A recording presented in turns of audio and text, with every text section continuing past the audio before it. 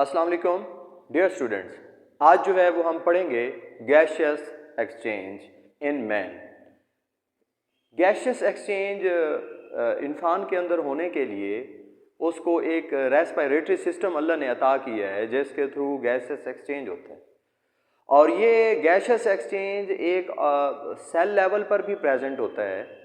तो सेल तक वो गैसेस कौन लेकर जाता है और सेल्स से वापस जो CO2 है वो कौन लेकर आता है, वो हमारे पास एक ट्रांसपोर्ट सिस्टम प्रेजेंट है जो कि ऑक्सीजन को हर सेल तक जो है वो ले जाता है और CO2 जो है वापस सेल्स से लंग्स में और लंग्स से फिर वापस जो है वो मुंह के ज़रिए या नाक के ज़रिए CO2 को बाहर धकेलता है।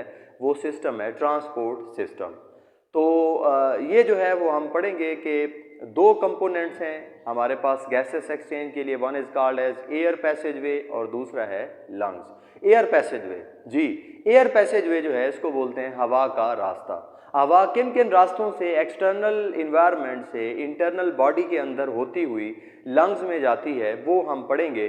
तो आज के हमारे टॉपिक में जो चीज़ें शामिल हैं, गैसियस एक्सचेंज इन मैन जो हम पढ़ेंगे, हमारे लिए हमारे पास जो है वो एक ट्रांसपोर्ट सिस्टम प्रेजेंट है जो कि गैसियस एक्सचेंज करवाता है सेल लेवल तक भी। और अगर हम पढ़ें गैस एक्सचेंज इन मैन तो इसके दो कंपोनेंट्स हैं। One is called air passage way, हवा का रास्ता, and second one is called as lungs, फेफड़े। यानी कि अब एयर पैसेज वे, हवा का रास्ता जो है वो बाहर से अंदर की तरफ एक नोज जो है वो प्रेजेंट होता है जहाँ से बाहर से अंदर हवा दाखिल होती है, फिर उससे आगे फेरिंग्स में जाती है, फिर लैरिंग्स में जाती है, फिर ट्रैकिया में जाती है, फिर ब्रोंकाई में, फिर ब्रोंक्यूल्स में, फिर एल्वुलाई में। और फिर एल्वुलाई में जो ऑक्सीजन जाती है, फिर एल्वुलाई से बाहर जो है वो ब्लड कैपिलरीज मौजूद होती हैं।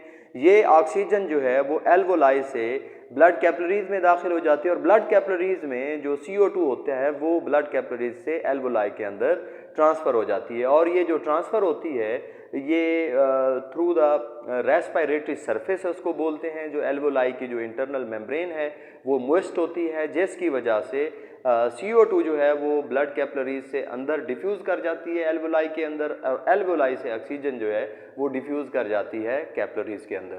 तो इसको हमने डिटेल से पढ़ना है। तो सबसे पहले जो है वो हम पढ़ते हैं बेटा एयर पैसेज वे।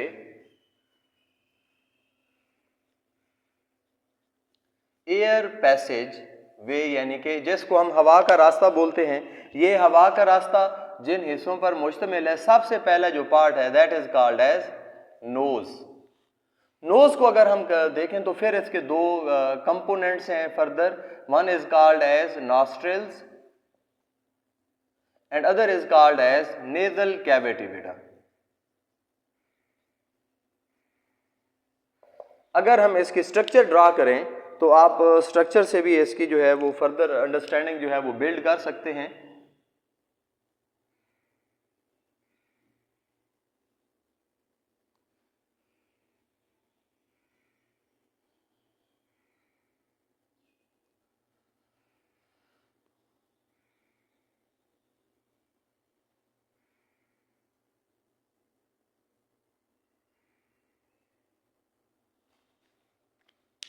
ये जो है नोज़ है, नोज़ के इंटरनल साइड में यहाँ पे ये जो है यहाँ पे नॉस्ट्रिल्स प्रेजेंट होते हैं।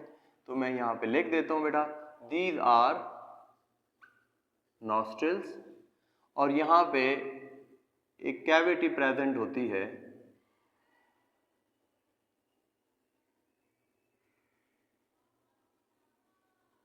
इस कैविटी को बोलते हैं, नोज के इंटरनल साइड पे है, that cavity is called as nasal cavity. अब इस नेजल कैविटी के जो आउटर ये जो अपर साइड है यहाँ पे प्रेजेंट होते हैं नर्व सेल्स।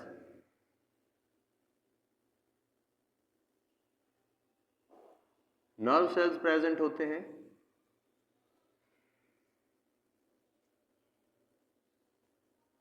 ये नर्व सेल्स हैं जो कि सेंस ऑफ स्मेल जो है वो उसको डिटेक्ट करके ब्रेन तक जाते हैं और फिर डायग्नोज करते हैं कि किसी भी चीज़ की जो स्मेल है वो किस तरह की है। फिर इसकी अगर बेसमेंट में देखें, बेस वॉल में अगर देखें नेजल कैविटी की, तो यहाँ पर प्रेजेंट होते हैं बेटा बेसमेंट में there are the cells which are called as ciliated epithelial cell, और ये गॉबलेट सेल्स हैं, ये ciliated epithelial cells हैं, ये गॉबलेट सेल्स हैं। आपको बताते चलें कि ये जो ciliated epithelial cells हैं, इनके ऊपर ये वो epithelial cells हैं जहाँ पे cilia प्रेजेंट होते हैं, तो ये भी ciliated epithelial cells हैं, यहाँ पे cilia प्रेजेंट है। और ये जो है these are called as, इसको हमने बोला बेटा ciliated epithelial cells, और इसके साथ ये वाले जो सेल्स हैं these are called goblet cells। ये गॉबलेट सेल्स जो है ये सेक्रीट करते हैं बेटा म्यूकस, ये म्यूकस सेक्रीट करते रहते हैं, ये म्यूकस सेक्रीट करते हैं, और सीलिएटेड जो है इनके सेल्स के सरफेस पर सीलिया जो है वो प्रेजेंट होते हैं, और ये क्या करते हैं आगे हम फंक्शन में पढ़ेंगे बेटा। तो फिर उसके बाद ये बेटा ये माउथ है, माउथ से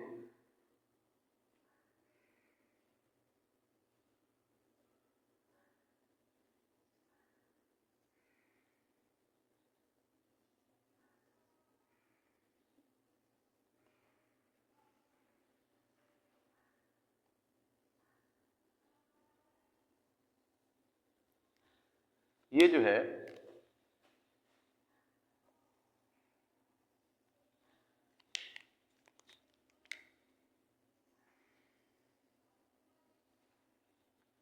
जो है this is called nasal cavity, और ये वाला जो पोर्शन है जो कि कॉमन है that is called as pharynx. ठीक है जी, that is called as pharynx, और ये जो पाथवे जा रहा है आगे that is called oesophagus. Food canal भी इसको बोलते हैं, जहाँ से खुराक जो है वो जाती है, और फिर इसके साथ जो है यहाँ पे ग्लॉटिस जो है वो प्रेजेंट होता है, ये एपिग्लॉटिस है, और ये जो है glottis that is called as larynx. Then larynx is going towards trachea,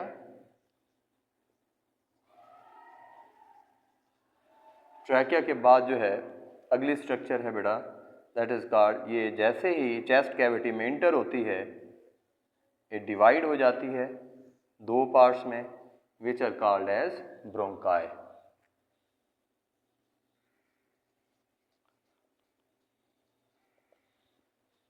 अच्छा बेटा, तो सबसे पहले जो है नोज जो है उसके दो कंपोनेंट है, नॉस्ट्रिल्स और नेजल कैविटी।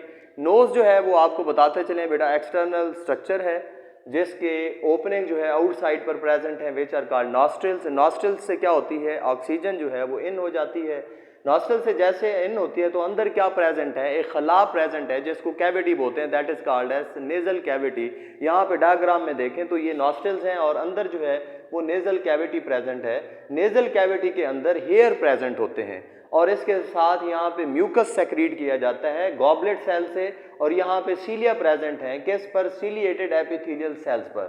सीलिएटेड एपिथेलियल्स पर जो सीलिया प्रेजेंट हैं ये मूव करते रहते हैं और क्या करते हैं जितने भी फाइन डस्ट पार्टिकल्स हैं और फिर उसके बाद थोड़ा बहुत म्यूकस है उसको स्वैप करता है, उसको धकेलता है किधर, एसोफेगस की तरफ, सॉरी फेरिंग्स की तरफ, या फेरिंग्स जो है वो फिर वापस इसको या तो निगल लेता है एसोफेगस के थ्रू अंदर स्टमक में या फिर इसको स्पिट आउट कर दिया जाता है। तो ये ciliated epithelial cells dust particles को स्वैप करते हैं। म्यूकस क्या करते हैं बेटा, म्यूकस जो फाइन डस्ट पार्टिकल्स होते हैं उसको क्या करते हैं बेटा, ट्रैप करते हैं, पकड़ लेते हैं और एयर जो आ रही है उसको मोइस्ट करते हैं, उसको वार्म करते हैं। कौन बेटा, ये जो गोबलेट सेल्स पर मौजूद जो म्यूकस है ये। अब नेजल कैविटी के अंदर जो स्ट्रक्चर्स हैं हम उनको पढ़ लेते हैं। एक बेटा हेयर्स प्रेजेंट है, फिर उसके बाद सीलिया प्रेजेंट है, फिर उसके बाद क्या प्रेजेंट है, म्यूकस प्रेजेंट है। हेयर्स जो है वो क्या करते हैं, फिल्टर करते हैं एयर को और ट्रैप करते हैं लार्ज डस्ट पार्टिकल्स।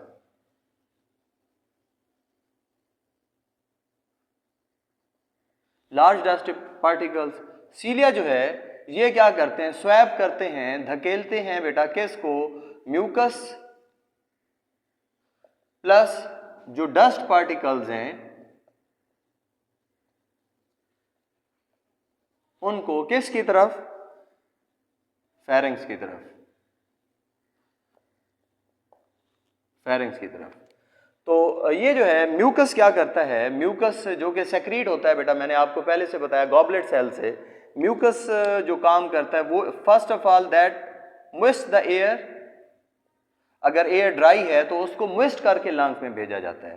फिर अगर दूसरा जो है वो म्यूकस का क्या काम है बेटा, ये एयर को वार्म करता है या इक्वल करता है बॉडी के टेम्परेचर की, गर्मियों में या सर्दियों में टेम्परेचर जो है वो क्या करता है, फ्लक्चुएट करता है बॉडी टेम्परेचर से एयर का। तो ये जो म्यूकस है ये एयर को मोइस्ट भी करेगा, वार्म भी करेगा और उसके बॉडी के इक्वल टेम्परेचर के मुताबिक भी करेगा, और फिर उसके बाद ये ट्रैप भी करेगा स्मॉल डस्ट पार्टिकल्स।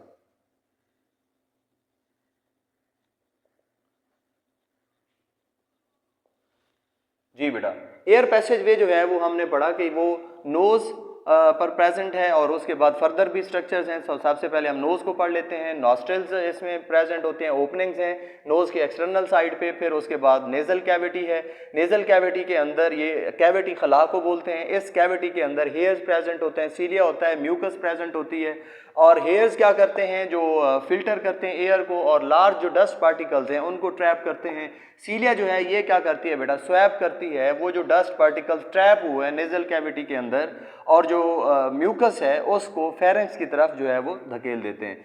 नेक्स्ट जो है वो म्यूकस क्या करता है, म्यूकस जो कि प्रेजेंट है वो जो बाहर से आने वाली हवा है उसको बॉडी टेम्परेचर के इक्वल करता है। अगर वो ड्राई है तो उसको मोइस्ट करता है, अगर वो कोल्ड है तो उसको वार्म करता है, और स्मॉल डस्ट पार्टिकल्स को क्या करता है, ट्रैप करता है। यहाँ पे डायग्राम में भी आपको बताया गया है कि ये गॉबलेट सेल्स हैं, ये जो है वो बेसमेंट पर प्रेजेंट हैं, these are called epithelial ciliated epithelial cells. ये मूव करते रहते हैं और स्वैप करते हैं डस्ट पार्टिकल्स को। फिर उसके बाद हवा जो है वो इस नेजल कैविटी के थ्रू किस में आ जाती है, this structure is called as pharynx.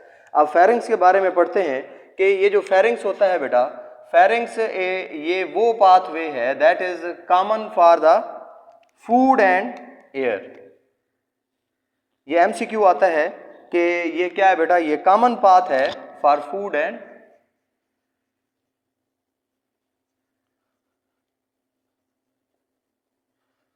Food और एयर के लिए। और फिर ये जो फेरिंग्स है ये मस्कुलर स्ट्रक्चर है, ये भी एमसीक्यू आता है, ये मस्कुलर है या कार्टिलेजनस है, ये मसल से बनी हुई, गोश्त से बनी हुई जो है वो एक स्ट्रक्चर है, that is called as pharynx. और यहाँ पे देखें कि यहाँ से नोज से हवा भी इसी में आ रही है, और ये जो माउथ से ये देखें ये पाथवे इधर आके यहाँ पे इसके साथ मिल रहा है। तो ये जो स्ट्रक्चर है that is called as pharynx. तो इसलिए हमने लिखा that is common for the food and the air. जो थर्ड पाथवे है अगर हम एयर का बात करें तो दैट इज कॉल्ड एज लैरिंग्स।